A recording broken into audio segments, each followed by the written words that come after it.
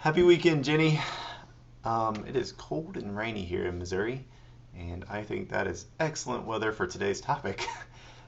um, Specifically, what I'd like to talk about and ask you about is the idea of clearing challenges for future generations.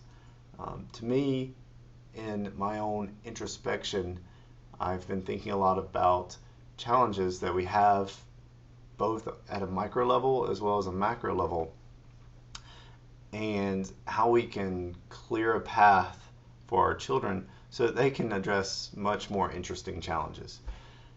I feel like as a society, possibly in the last 40 years especially, we've created some challenges that might need to be addressed first. The challenge I want to talk about today is going to be the homelessness crisis in the United States. As of 2019, according to endhomelessness.org, a little over 500,000 people in the United States are homeless. Um, in Missouri and Virginia, both states account for about 6,000 each. And this really kind of struck me when I was in Charlotte last October.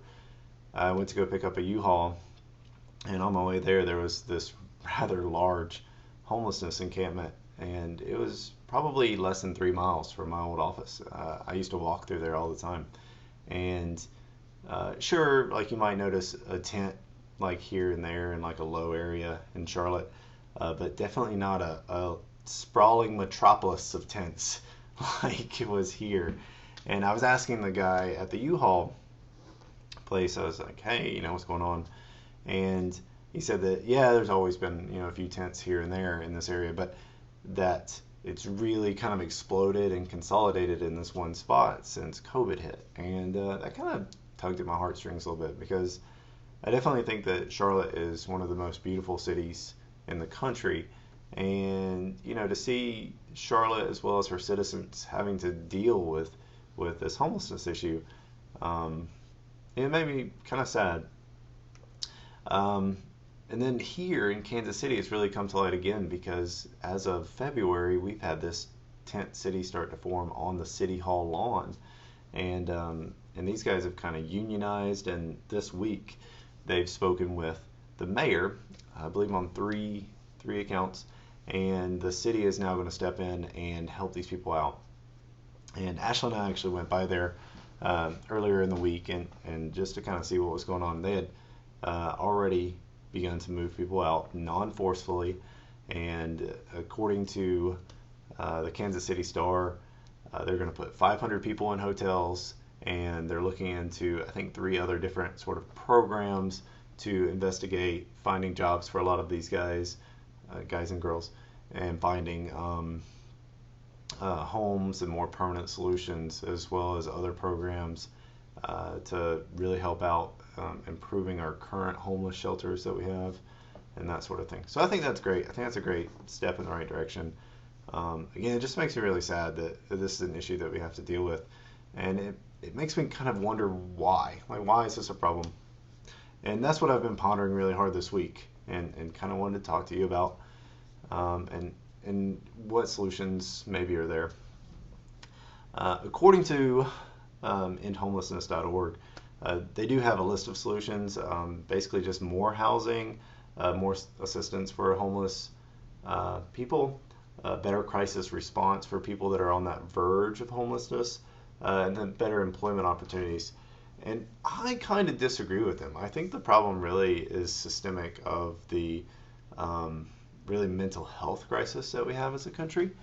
I think that we have this stigma around mental health where people are more willing to talk about their medicine for their heart disease than that they go see a therapist, right?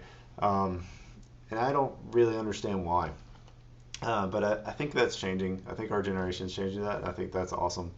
I do kind of blame the 1970s war on drugs also because that really inflated our prison systems in this country.